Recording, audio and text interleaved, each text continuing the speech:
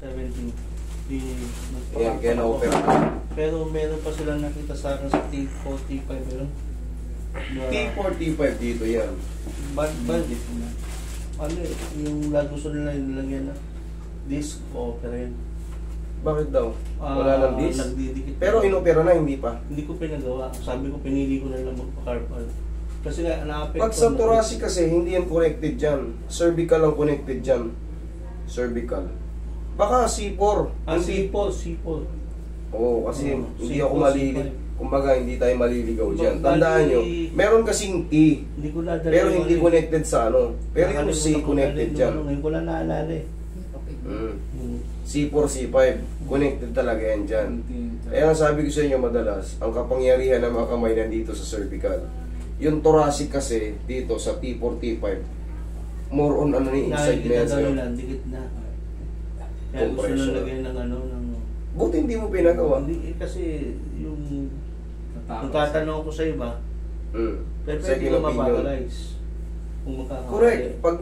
Pag eto, mas malapit sa brain to. Maaari ka talagang ma-paralyze. Ngayon, yung mga compression kasi, kung ganun din kasi yan sa ano, kung ano yung compression nun, ganun din ang tawag. Ganun din ang tawag. Mas malaki lang talaga yung ano. Ganun din yan, no? Ganun din ang itsura niyan. Ganun din ang itsura niyan ako compress. Mas manipis nga lang. Ang ibabawal lang sa iyo dyan, sir. Ang ibabawal ko lang pala sa iyo kasi nandito ka sa akin. Kunyari, kumakain tayo, nalaglag yung ano, nalaglag yung kutsara mo. Huwag mong abutin ng gano'n, no? Yung kutsara, huwag kang pumilit ng gano'n. O kaya yung ballpen nalaglag. Huwag kang gumayan. Kung nalaglag yan, bumaba ka. Kasi once na may compression ka sa cervical, pag tignan mo yung pilit na ganyan, no? Diba? Minsan hindi mo pa mahanap eh. Gaganon-ganon ka pa eh. Mas mahihilo ka agad. Once na, no? Tapos, makakaramdam ka ng mga ground sa kamay. Once na may tama ka sa cervical. Kaya yan, nagkaganyan. Kaya inopera ka dyan. Kasi feeling mo, sira na yung mga ano mo. Minsan, nagaganyan-ganyan na. Yan, compression sa cervical. Right, dito ulit. Dito, left. medyo Left. yan sumasakit dito. Sir, sana huwag kayo ma-offend ha. Minsan, yung overweight natin, Overweight. talagang ano, siyempre, pag mabigat tayo, sasakalin niyo ito, malalambot ito mga to. Parang bungee yan, kumbaga. Yan ang shock absorber ng katawan natin.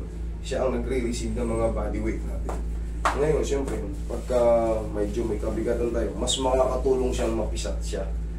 Okay? Tapos itong kamay niyo, okay naman na. Na-opera na eh. Yung na-opera na, kaya lang, parang ngayon, mabalik na naman. Na parang nagmamanid na naman. Parang namamanid. Kasi doon pa rin yan. Hindi pa rin naman na-address yung ano eh. Ito in-address lang para makarelease yung mga ano. Kasi pero na binawasan na yan ng ano, ng mga ligaments dyan.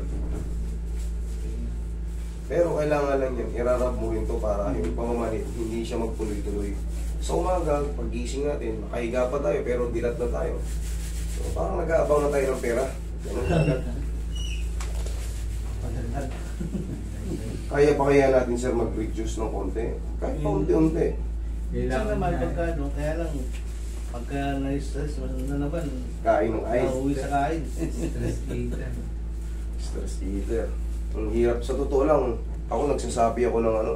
Pero ang hirap mag-diet kasi ang sasarap ng pagkain. Parang pag nandun ka na sa lamesa, parang hindi pwedeng hindi mo ubusin eh. Parang hindi pwedeng hindi ka bumalik. Diba? Tapos, sandamukal pa ngayon yung mga kainan na... Alam mo dati ang katawan niya, nagpas sa'yo. Ba sa akin?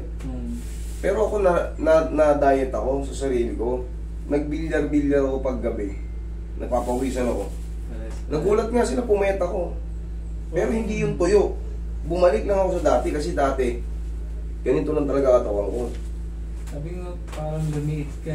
Once kasi nag-aalmusal ka ng kanin, kasi ako nag-aalmusal ako ng kanin eh. Tanghalian, kanin. Merienda, kanin. Tumunog. Tapos magme-merienda pa kami, sa hapon nagme-merienda pa kami dito ng burger, pancit, tayo kasi. Tapos kain na naman sa ano. Grabe din naman kasi yung trabaho. Kailangan ko talaga mag-merienda eh. Sarap. Gamatay. Ano mo yan? Tumunog yun. Pero kahit gano'n yun, tumunog yun. Parang... Ilang kilo na ba kayo ngayon, sir? Tansya lang ha? 100... Mga 140. 140. Tagilid ka, sir. 140 ka na, 135 ka lang dati. Lumaki ako ngayon eh. Hindi, ano lang to? Hindi naman kayo acidic, sir. Hindi. O mag-lemon water kayo, sir. Yung medyo maligam-gam. Para kahit pa paano, mas malakas makapagaan yun eh. Lemon water. Palagi yung i-prepare si sir ng gano'n. Para, Kaya sumuwi tayo sa antisapin. nako, yun lang. Kasi, habang umiidad tayo at bumibigat tayo, kagaya ng sa'yo nakalagay, degenerative change. Lahat ng umiidad, kahit ako, lahat tayo darating sa degenerative change.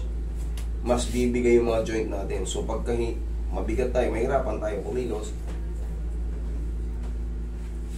masisira lalo yung ano natin. Mga joint. Ano, hindi gaya ni Master. Kabilang side, sir.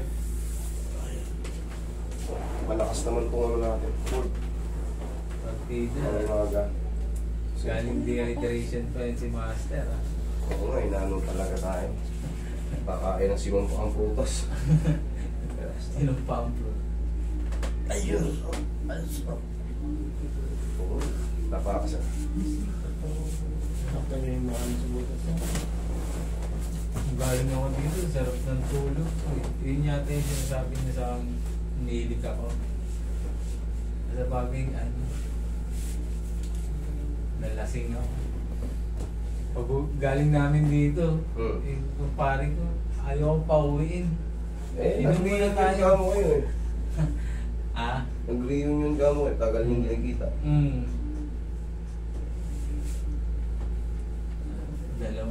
Isang Alfonso, dalawa lang kami.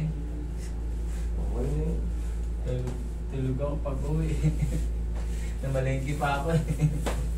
Okay. Yung sa akin, may patindi siya kaya lang, gagana lang siya pagka yung na-sense niya na Nahihirapan na. tumina na yung... Reserve. Oh, Para reserve siya. battery.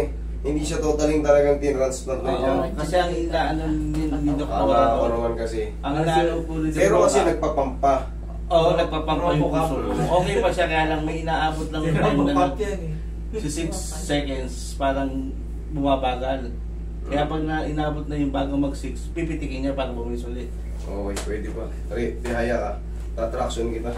Kala ko kasi yan na lang talaga ang support mo eh. Hindi. Kasi pag yan ang support, bawal ka rin sobrang nakadapa. Tandaan nyo, sabihin nyo sa akin yung mga ganyan condition nyo. Kasi di pinanan na kanila eh. Yung mga ganyan, sa din ano yan, hindi na natin maulit yun. Ano sabi ko nga, pag nakahiga na kayo, sabihin niyo na kung ano yung ano sa katawan niyo. Nasarapan eh. Nakapikit. Kasi natutulog po yan, nakadapa. Madalas natutulog na nakadapa. Hindi Hindi kasi, yan nakakatulong ano na lang pala nakakatulong. sa kanya, yung reserve lang. Pero kung yung peacemaker na ano talaga, hindi ka pwedeng ano, didikit yung puso mo sa ano. Baka umipit. Kasi mas malapit yung puso dito sa ano, sa unahan kumpara sa likod. Delikado nga doon sa kanila yung dumadaan sa mga electronic. Bawal yun kasi madidetect yun eh. Pero ako, nagtrabaho pa rin ako. Generator pa nga hawak namin eh. Yung may mga magnetic, yan ang bawal. Because, Okay, relax lang ha. Inhale. Exhale.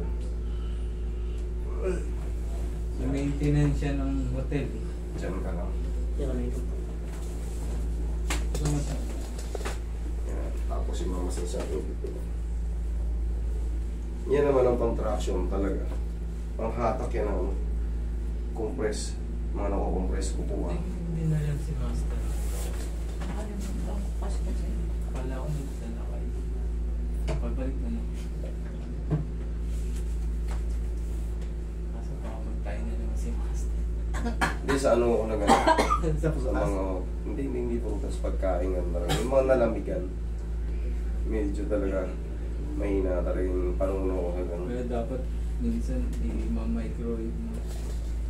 Yan talaga dapat. Mahina yung sigmuro, mahina yung panuno.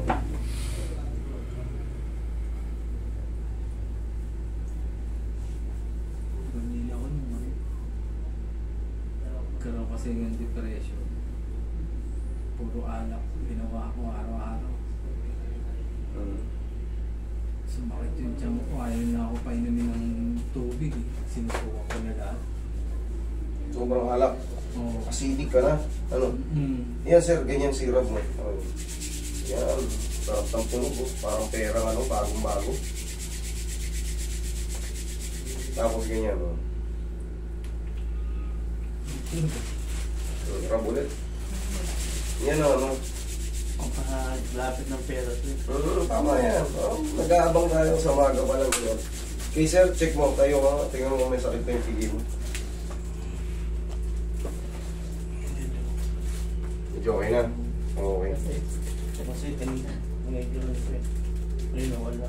Nawala. Okay, nawala na pala. Sir, kailangan natin sir ha. Kahit para